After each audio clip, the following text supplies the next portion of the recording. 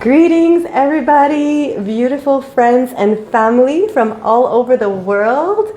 I am Queen Aline, and today I am joined by my amazing King Dad, Paul Habib. And hi, everybody.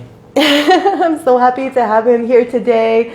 My dad is my absolute hero. He's my best friend, and he has such an incredible journey to share with us. He has been plant-based, vegan for 10 years. He's been going through his own Rawvolutionary journey, having juice cleansed, many extended. Let me get a little bit closer. We were going to do it from the computer and I couldn't get set up. So we are doing it from my phone.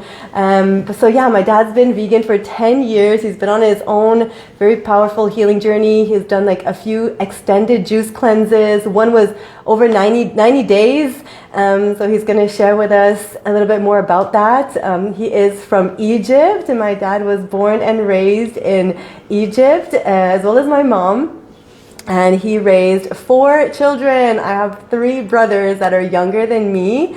And he's always been such an amazing dad, a very strong support system for me and my brothers. And he's an incredibly intelligent man as well. He's an engineer, so very, very smart man, an entrepreneur who started his own business after many years of working for different companies. He finally decided to be an entrepreneur, and he's had adventures in so many different countries all over the world. We've had beautiful projects in Belize together. We've worked together in Belize, and he's going to share with us a little bit about his journey. Let us know if you could hear us, first of all. Welcome, Auntie Gwen, Mills, I see you. Just maybe someone give us a thumbs up. Make sure that the sound is good. Seems like our connection is a little slow though. I hope this is good. Hi, Auntie. All right, we hear okay. Okay, perfect. Thank you so much for joining us. Please share this. I know a lot of people are like, oh my gosh, I wish my dad would do this. I wish my mom would listen to me and become healthier, right? So if you have a parent who thinks you're out of your mind for doing this, share this video with them. Let them know that, my dad has completely transformed his life. I'm not sure if he wants me to share his age, but he definitely doesn't look his age. Everybody always thinks he's my husband. He doesn't want to share. No, you can share. I don't mind. But yeah, he's really been like losing weight, looking younger, just like reversing the hands of time with this lifestyle. And can't wait to hear more about your story, Dad. Yeah, I don't need my glasses. Thank you, Aline, for this introduction.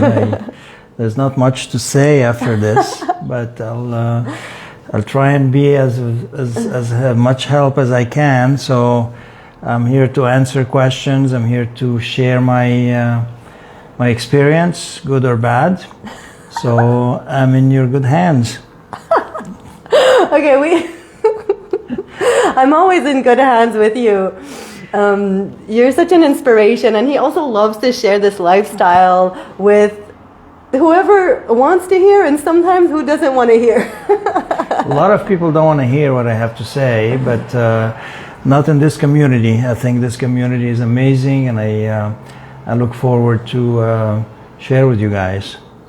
Yeah, we definitely have a very open-minded community. Everybody here is on a path of self-healing, on a path of awakening, and very empowered. We have very empowered people here on the chat. Thank you so much. Let's hear it, Dad. So what was it for you at the beginning? So how it happened was that, so I grew up in a traditional, Egyptian household where we ate everything from, chicken, fish, beef, rice, all of that kind of, all that good stuff. And then I had an epiphany, an awakening in my 30s. Well, when I was smaller, but anyway, in my 30s. And he thought I was crazy. Him and my mom were like, oh my gosh, what are you doing? You're going to miss protein, all this stuff. And then he started researching it, right? He started looking into it. And it was tell us a little bit about around that time. Like, what was going on in your mind when I went plant-based, and then what was it that inspired you to do it as well? Well, I think the bottom line is you research the matter. I come from a scientific, technical background, so I like to see and touch and feel what's right and what's wrong. And the more I researched the matter, the more I felt that eating animals or animal products or animal-derived products is not only harmful for your health, it's also harmful for the environment. It's harmful for the animals. Poor things that go through a very miserable life, torture, and end up being slaughtered in awful conditions. So the more I watch those documentaries that talk about animal abuse, about the pharmaceutical industry taking over, and considering how sick our society is with all sorts of illnesses, it's definitely not doing a very good job at healing people. So the more I applied this to my own life, which happened about 10 years ago, actually it was not quite 10 years, October 1st, 2014 is the day that I decided to make a complete switch in the way I feed myself, the way I, not only from a food standpoint, but also from a mental attitude, from mental perspective.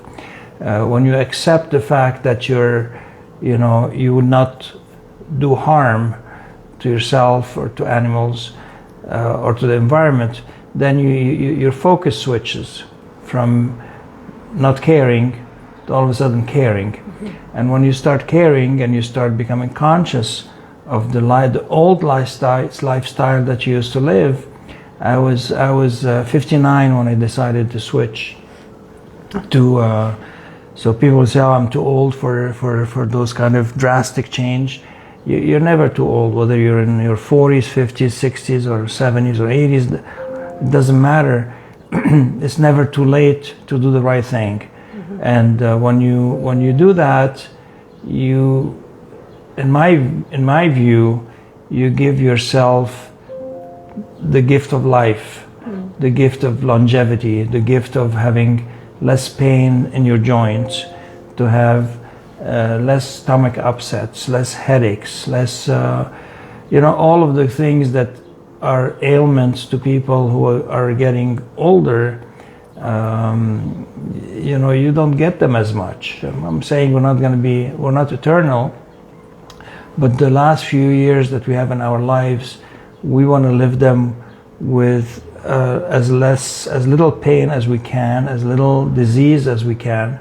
So I feel that it's the right way to live. It's the right way to go. I don't feel I've been missing out. Like most people, I enjoyed eating all the food that everybody eats, junk food and meats and fish and chicken and all those things that most people eat. I was no different, and I enjoyed the food. But now I still enjoy the food. I just don't eat the things that are causing me harm. So I'm not here to tell anybody what to do. I'm not here to preach. I'm just here to share my own experience. And since I became vegan and more fruit-based, and try to have as little cooked food as possible. And again, I don't want to put labels on people. I don't want to say, oh, I'm a fruitarian, I'm a pescatarian, or I'm a vegetarian or a vegan. I mean, it doesn't matter what you are. It's a matter to be at peace with yourself and be comfortable with your decisions. So since the day I've decided to go on that path, I feel actually better than I did 25, 30 years ago. So that's my reward. And I'll tell you more if you have more specific things you want me to say. But yeah, that's in general my experience. Yeah. I'm so happy to hear that, and I'm so happy to see you thriving, to see you feeling good in your body, to see you with more joy as well. It's like more physical benefits, and then, you know, what I've noticed from my dad too is, you know, I mean, we struggle with depression in our family, we struggle with anxiety, a lot of stuff going on with you know, the mental health, and I've seen him just be happier, be more loving towards himself. You know, for sure, like, relationships have changed in his life. He's discovered himself a new passion. You know, he loves to spread the knowledge, the wisdom about this lifestyle. He does a lot of good works around him. He's a philanthropist. Well, he's always had a good heart, a great big heart. But it's really helped him to manifest different things too, like new relationships, travels, abundance from his, you know, being aligned with himself. So I'm so happy, and of course I'm so happy, like, from a selfish point of view, because I'm going to keep him around longer. And don't we want to keep our loved ones around, like, as long as we can? Doesn't it break our hearts to see those that we love take a lot of medication, go in and out of hospitals, have so many pains, have so many different health problems, and really cut their life short from what we know, since we know this path could be? Like, I believe we're meant to be living over 100, 120 easy. Once we're taking good care of ourselves, we could reach those ages. There's no reason why we're going at 60, 70, 80. That's too young. So really, but again, we can't change anyone. My dad did it on his own. And I saw a question, Queen Chas, you asked, was it a difficult transition? You want to talk about the juice cleanse that you did? Because right after that... Well, I you know, I want to give thanks to Aline, Queen Aline, of course, because she's been my mentor. He calls me Queen now. Not all the time. Not all the time. But, you know, our children sometimes are our best guides, and that's why we always have to keep our minds and hearts open to listen to what they have to bring to us, because they sometimes they know things that we don't know, and vice versa. So if we have an open and exchange, you know. So Aline guided me quite a bit, and at first, of course, somebody goes on an extended juice cleanse. It sounds odd to most people, but when you again do your research and do your and see others who have done it, and see the benefits that it brings.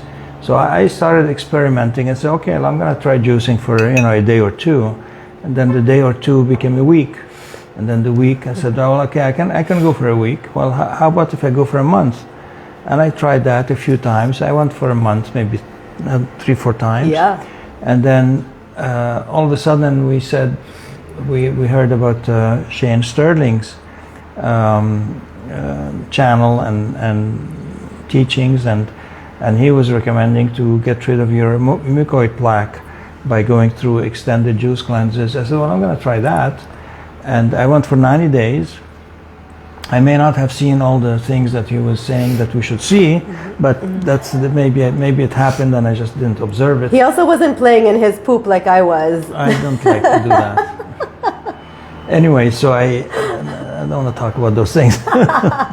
Okay. So, but at any rate, I mean, I was able to do 90 days. I probably would have continued beyond the 90 days, but I realized that I had lost quite a bit of weight, and I didn't feel as physically as good as I should have. I mean, there was no pain and there was no weakness. There was nothing.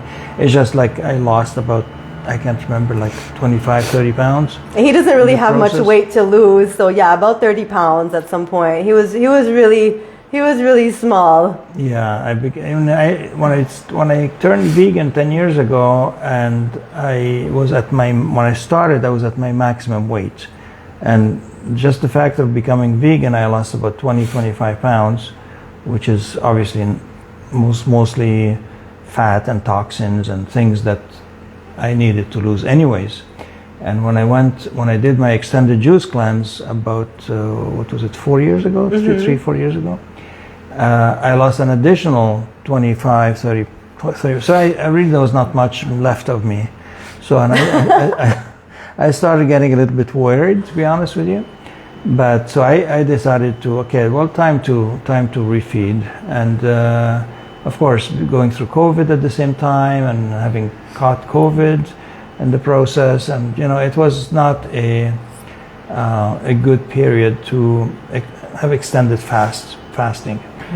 But the process of fasting I found was very smooth. I did not feel any discomfort. I did not feel any hunger in the process, and I actually enjoyed the experience. So I think you have to be ready for it mentally. I think it's more of a mental exercise that you have to do. And I really have Aline to thank for showing me the way, because she's done. I mean, there's a reason why she's doing what she's doing, and I'm very fortunate to have her as my daughter. So I can ask questions, ask advice. So I have my own personal coach here. And sometimes he gets annoyed. Sometimes. When I was like a hardcore vegan and I was like, you shouldn't eat any cooked foods and whatever. Now I'm eating a little cooked foods and it's all good. But, we go through those periods. But I love what you said about, I'm so proud of you for doing all this juice cleansing. He makes it look so easy, and he's just like, it's so easy. It's not easy. It's definitely a hard journey. And he's taken it on like a real, that warrior spirit. He doesn't make any excuses. He still makes juices for every day for himself. But when he was on the juice cleanse, he was making like large amounts of juice and very, very disciplined. One of them we started together in Mexico. We started an extended juice cleanse together in Mexico. 2 times we started a long one together at the same time. So we have really been motivating each other. And, as much as he says, I've helped him, he has helped me throughout so many difficult moments in my life, and also to parents out there or children who are going through addictions, going through different, mental health issues. Like, just love your child, love your child, because there's so much generational stuff going on. There's so much trauma going on that we really don't have an understanding of what they're going through, and it might be hard to see them going through that, but I'm telling you, like, just the love that he had for me, even if he didn't know exactly how to do things, but like his love is what helped me to heal, and his love is what helped me to never give up hope and to do whatever it took. And we're so grateful that he was able to send me to different rehab centers, to get the help I needed, and also to believe in the way that I wanted to heal myself. Like, I wanted to go the path of plant medicines. I had gone down the pharmaceutical route, and he supported that when he could have been like, no, what is this? Ibogaine, ayahuasca, like, this is crazy. I don't believe in shamans. I don't believe in plant medicine. What is this psychedelic stuff? But he opened up his mind, and he trusted that I knew what I needed for my healing, and I went for it. But he helped me a lot. So yeah, if anybody's struggling and wants to hear some more information, like, please reach out to me if you want to hear some testimonials from my dad, because he really saw the transformation start to happen in myself and in everybody around. Of course, like, I have a daughter. He wanted to help her keep her mother around, not to abandon her. So, I thank you so much for supporting my recovery, my sobriety journey, and, to help me get back on my feet. And like, he's helped us, he was watching Zaya for a few months at a time while I was away. Like, I wouldn't have been able to do all that work by myself, like, if I didn't have him. So if I'm alive today, it's because of my dad and because of how he embraced me for who I am, instead of maybe seeing me as something that I'm not. A lot of the times we project onto our kids. We want them to go to college. We want them to be a doctor, an engineer, this, that. But then at some point, it's like, maybe that's not who they are, and can I still appreciate and accept them and nurture them for who they are, with all their special needs, with their mental health, with their gifts and their limitations as well. So my dad is really someone who's helped me to come into my gifts and be able to do what I do today, for all of you. So, he's my pillar of strength. He's my pillar of support. He's always believed in me. He says, you have a gift, you know how to help people. And that really comes from him. His love is like coming out of me to everybody else. So thank you for showing me love, and also like good business practices. My dad's a great businessman, and he's very humble too. So I'm gonna, big him up a little bit. Everybody in his industry says, they love doing business with him. They find him so honest, so real. He's smart. He's always like problem solving. He's always figuring out ways to bring people together and to resolve issues. He really has like so many gifts and so many different kinds of intelligence. And he's been through it all. You're putting him on quite a pedestal, Aline. You're the only man I should put on a pedestal. No, I just want to share that, over the years you learn a few things. One of the things I learned, a few months ago is I went to a Vipassana retreat. And when life presents to you a certain situation and you have two options, you can resist or you can accept. And I think the definition of Vipassana is accept things as they are. And that's a secret for happiness in a way. Meditation, the Vipassana teachings, which is pretty intense, by the way. It's a 10-day silent retreat, and during which you meditate for about 10 to 12 hours every day. Not everybody can do that, but I was because of the attitude that I had taken, I did it, and I did it with a lot of joy, because when you meditate for that long, you discover things that you could not discover otherwise. So I opened my mind to all sorts of things. I opened my mind to plant medicine. I opened my mind to alternative ways of healing. And I've been on a journey, and I'm still learning different ways of taking care of your own health and try and help others. For those who are interested in listening, not everybody's interested in listening. Some people, they don't want to, they're just set in their ways and their mind is closed up, and they will listen to whatever their doctors tell them to do. And I've decided that's not the path I would like to take. So I've experienced plant medicine, I've experienced psychedelics, which is something I have never done in my younger years. And and there's things that you discover when you do those things that are unimaginable otherwise. So I'm happy to share some of this experience. I know we have limited time here during this interview, so I don't want to go too much into the field of psychedelics. I'm by no means any expert, but I can share my own experience maybe at some other time. Yeah. But I believe in the healing power of plant medicine. I've seen it with my own eyes. I've seen with my with what it did to my daughter and how it helped her get over her addictions. I've seen it with my own eyes, with my own personal experience, what you see and what it does to you, does to your body. I've lived experiences in Mexico. I've lived experiences in Peru with some healers.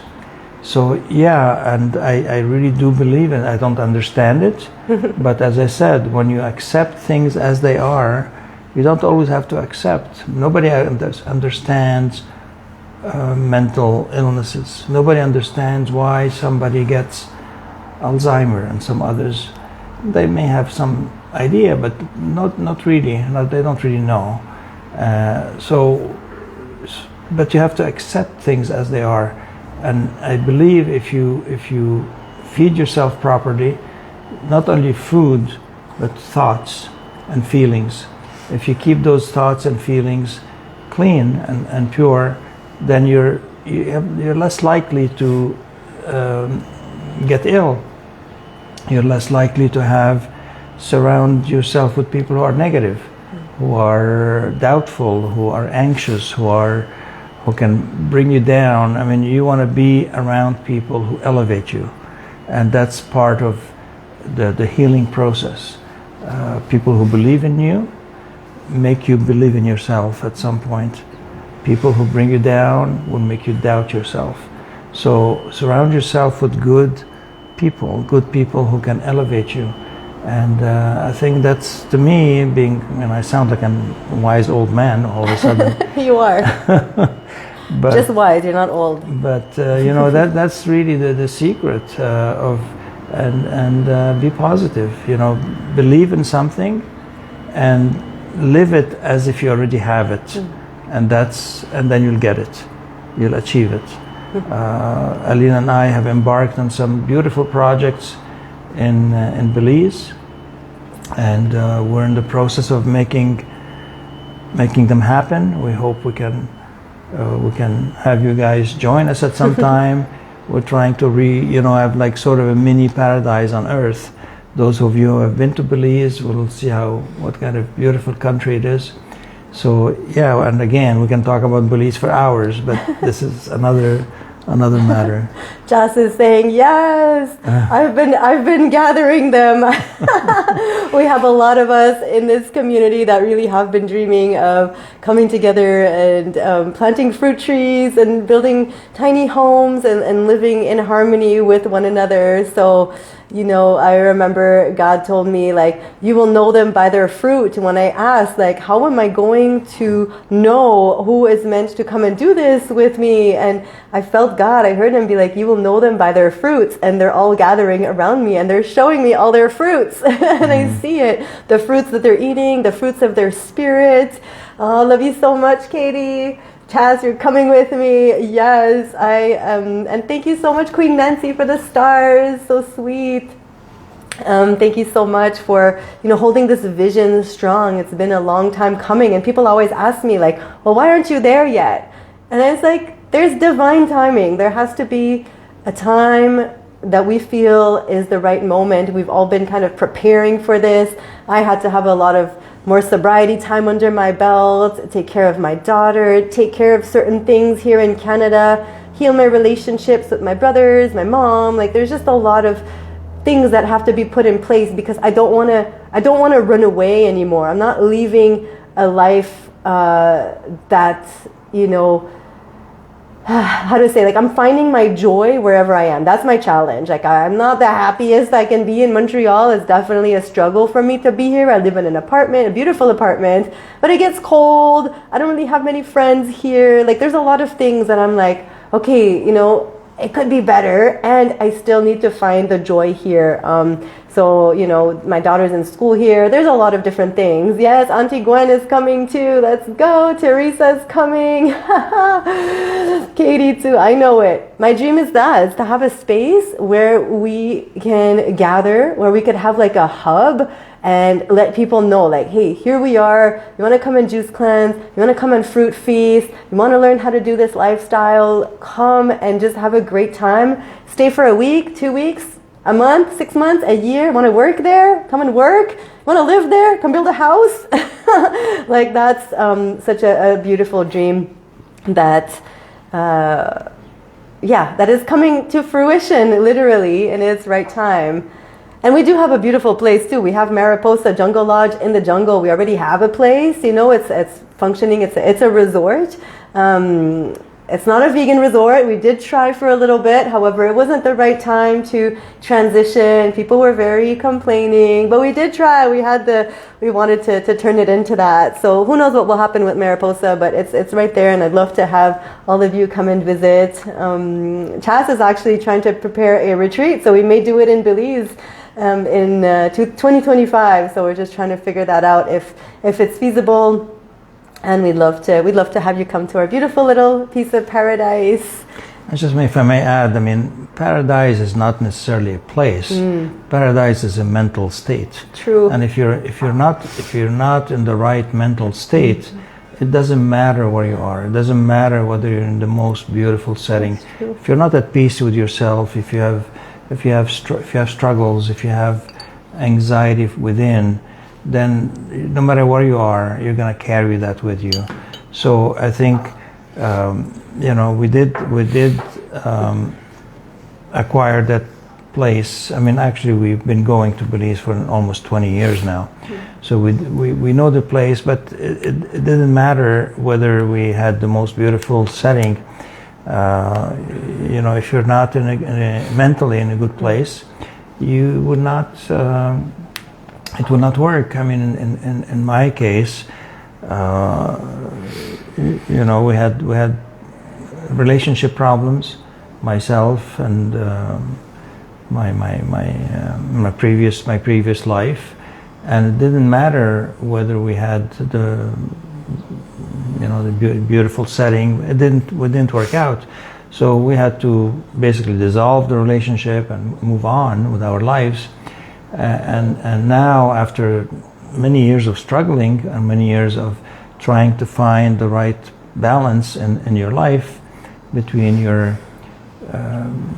business, your social, your family, and your various activities, to find a good balance. And it takes time. It takes time, and you can't force those things. You can't tell somebody who's under the influence of alcohol and drugs and whatnot, well, why don't you snap out of it? It just doesn't happen this way. You have to respect the person, you have to love the person, the person has to find his or her own tools to deal with her demons. And no matter how much a parent tries, it's, if you don't provide the love and you don't provide the support and you don't give the person the time to heal, well, they're gonna fall again. If you fall 10 times, just get up 11 times. And that's really the secret. That's the race. And yes, it's never a straight line. It's never a straight line, and nobody can say, oh well, is she cured? Well, no, you don't get cured from addiction. Addiction is a lifetime struggle, and I admire Aline for doing all what she's done, to be able to not only overcome her own issues and demons, but be a mentor to so many, and be a guide to so many, and be inspiring so many. It's quite an unbelievable story, and I'm very proud of you. Really, I'm very proud of you. He is the best. Somebody says I have an amazing dad. I know. You could borrow him. He loves my friends. He's always been so kind. All my friends love him. He's so sweet. He really is. He really, really is. And, I love what you're saying about, like literally you could turn paradise into hell if you're not in a good mental state, We could literally... I've turned paradise into hell. I was living on the beach. We had a beautiful place on the beach in Placencia. It was absolutely gorgeous, but I wasn't in a good, healthy state of mind. I was helping with the project. I had my own business. I had a boutique. I was running a youth center that I had started, and I literally had a nervous breakdown. I was going through a really difficult relationship, and all of that just exploded. And a few years ago we had to sell that beautiful property, and it was very, very sad, but it was we couldn't maintain it, So yeah, like Dad says, it's taken me a long time to accept it because I miss that place so much, but we had to let that go in order to come into this new energy, this new project, this new frequency too. And even God says we have to let go of things, even our possessions sometimes, even people, in order to move forward and be given all the gifts and all the... Dad's insight on the pyramid. Mills, what? Talk about the pyramids. I have to put my glasses to read those things. Maybe we'll save that for another conversation. What's you want to talk about the pyramids? Oh my God. Well, we'll have some... All I remember from the pyramids, when we were young, our family would take us to the pyramids, and all we wanted to do was just play soccer. We just take a ball with us, and we had the pyramids were just there, so you don't see them anymore. And the amazing statues and the pharaoh statues were all around us, and all we wanted was just play soccer. That's hilarious. So that's my insight.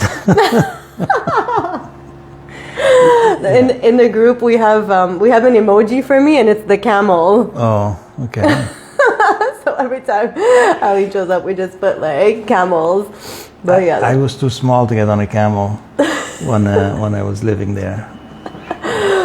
Yeah, he left when he was 15 from 14. 14, yeah. from Egypt. So and it was expensive to get on a camel, so it's only for the tourists. Tourists.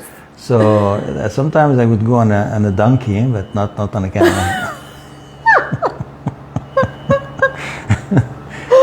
oh my God! See the camel coming up. Well, I don't know. It was going to be. I mean, I had a feeling it was going to be a little bit of a comedy show because my dad is very funny. We always laugh together. Well, not always, but most of the time we have funny laughs together. And he is, oh, you're such a light papa. Oh, Pops. Sorry, I read papa. That's in French, but Pops. Yeah, he is. He's so brave too, and he really did stand in his own. I didn't know if you wanted to get into like the situation with mom, but you know, when he started loving himself, it's not necessarily that things changed in the relationship, but it's that he became less tolerant to it. He became more aware of what was going on and how he wanted to be treated, and he started tapping into like his inner self, right? Like that intuition. And maybe before, when he was eating different things and, you know, he was smoking, he was drinking coffee, drinking Diet Cokes, alcohol sometimes. They were gambling together. There was a lot of different addictive stuff going on. Maybe he didn't feel his true self. Well, you sort of live in a situation when the relationship deteriorates over time. You live in a situation where all you want to do is numb yourself. So you numb yourself with external, what do you call, gratifications. So yeah, when things are not going well, let's go and play in the casino, and that's just okay. You go there to satisfy or an urge, and or you go and have a drink, and then that satisfies another urge, and so that's not the way I wanted to live anymore. And once you make that switch and you say, I don't want to live like this anymore, and the other person or your partner at the time decides that she wants to live that way and she wants to continue, then you have a situation where it's not viable. The relationship becomes non-viable. One person refuses to adopt or basically criticizes you constantly for your choices of eating, of meditating, or of whatever else that you're doing to improve your health, then it becomes a daily struggle, and you become less, as your body becomes cleaner and cleaner, and you get rid of all your toxins gradually over the weeks and months and years. You become less tolerant for people who are perhaps not elevating you, and that ends up with a breakup. Typically, I mean, either you're on the same vibe or you're not, and when you're on a different vibe with a person, then it makes relationships very difficult.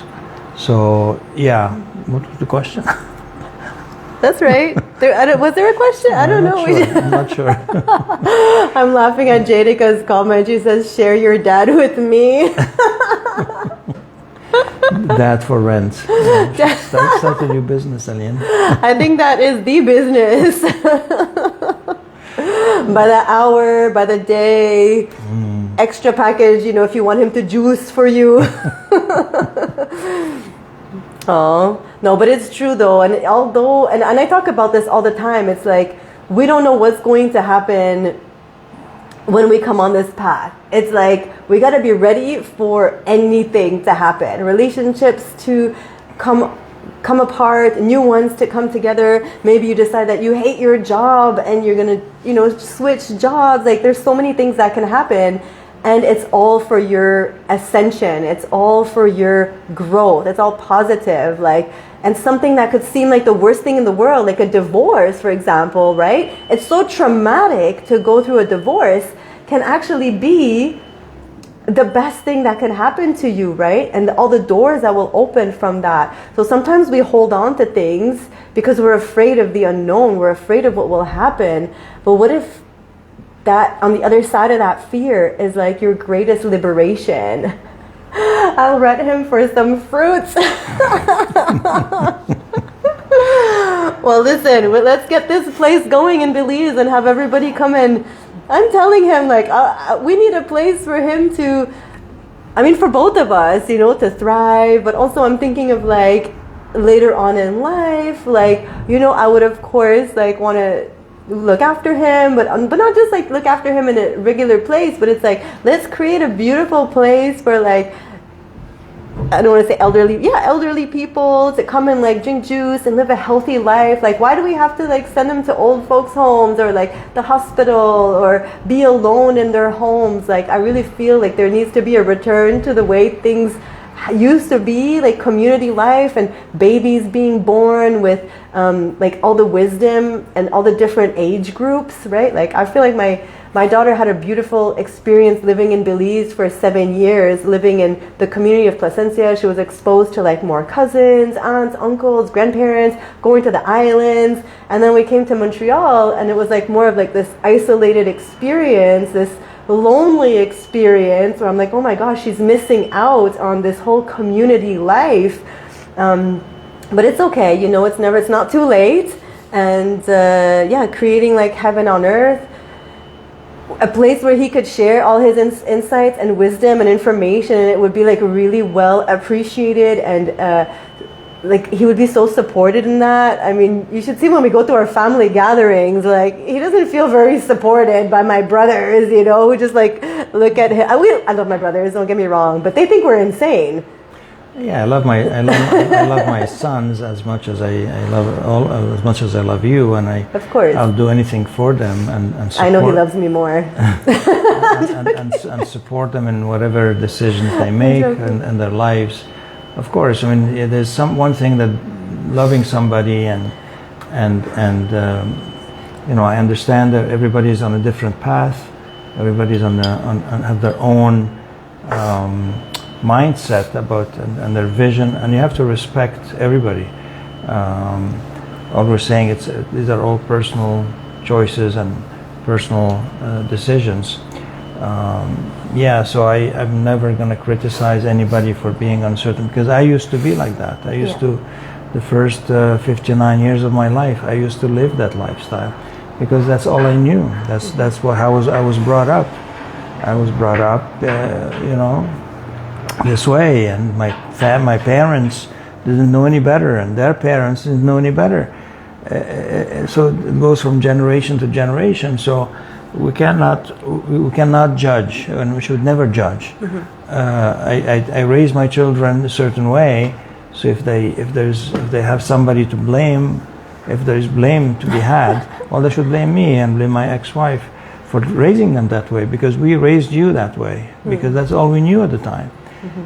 Thing is, we should never stop learning. Yeah. We should never stop researching. We should never stop keeping our minds open to new ideas, to new ways, and there's a sort of a revolution going on, you know, in terms of feeding yourself. I mean, you go to a store, a supermarket now, the vegan section is pretty extensive. The fruits and vegetables sections are very extensive. There's more organic food stores, there's more vegan restaurants, there's a lot more, there's very little now dairy milk being sold, being replaced by all sorts of alternatives. So there's movements going on in the world, and I hope it's not too late to save the environment, because animal agriculture is so damaging to the environment, and it's has such a big footprint on the greenhouse gas and the climate change, that if humans do not make a drastic decision soon, it may be too late. I mean, temperatures are rising year after year. We're beating records almost on a yearly basis now in terms of temperature. Mm-hmm. So I hope it's not too late, and the younger generation now seems to be much more conscious maybe than we were when we were at their age. You know, during our time, everything is performance. You have to find a job, you have to earn money, you have to raise a family, you have to do all those things. Now people are looking for more leisure time, more being environmentally conscious. So yeah, so I hope it's not too late. I just hope it's not too late for the environment. It's not too late for people to find a healthy lifestyle. And yeah, so. You are the change. You are the Rawvolution. Well, we are one person, and one person can only act upon their own lives, upon their own behavior, upon their own mindset.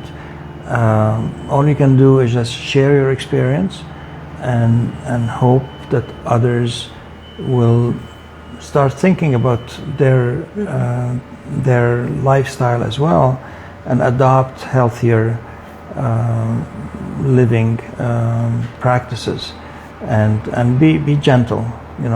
Be gentle with yourself, be gentle with others, regardless of where they're at on their path. Everybody's on their own path. Just by being gentle is half the battle is won. I'm not an extremist in any shape or form, and extremism doesn't lead to anything. It just leads to more aggressiveness, and so yeah. Thank you, Dad. Well, I'm happy I was able to share. I have no idea how long we've been. I told you 50 minutes was gonna go by fast. 50 minutes already? It's been 50 minutes. Yeah. I thought we were like 20 minutes. I know, I told you. I said another 10 minutes and we wrap it up, but my God, it's been 50 minutes? Yes, I told you. Wow. I told you. Well, Everybody's watching and super interested, and you're getting so much love. Thank you to everybody who's joined us from near and far. Thank you for all your stars, for your support. I see Nicole, you sent me some stars. Thank you so much. Well, us. I will share all my stars with my dad. We really appreciate you joining in. And if you want my dad to come back, please let us know. He'll be happy to. And really, you say like one person can only do so much. But I'm like, one person can do so much. Each and every one of us has the potential to change the world, at least the world around us. Each person who gets sober saves their family. Each person who takes on better habits saves their family, in the sense of they're not worrying so much about you. They're not putting in so much like they're not so stressed. They can really be inspired by you, and you help heal generations of trauma just by like you yourself making that change. And then who knows what further things you will do. Maybe you want to coach, maybe you want to write a book, maybe you're going to make some music. Like, everybody has their own gifts and talents that come shining through when we take on this lifestyle. And some may take a long time to figure it out. It doesn't happen right away, like, oh, I don't know what my purpose is. For me, it took a long time to know what my purpose was. Even if I knew what it was, like, to really come into it. I knew I wanted to help people, but I didn't know what that was going to look like. So be patient with yourself. I love my dad's approach. Be gentle, be loving, be patient with yourself and with others around you, and just lead by example. People go to him all the time and they're like, what is this? Like, how do you look so good? What have you been doing? And they almost don't believe it, but he just tells them, like, I'm eating really healthy. I went vegan 10 years ago. People who he hasn't seen in many years, and they've gained so much weight. They're in wheelchairs, they're on all these medications, and he's shining a light. And maybe some will change because of that. Maybe others are so caught up in the system that they're just too far in. But just keep sharing your journey, because you never know who is going to like catch on. And you could be that spark for somebody that makes them change, that inspires them to change.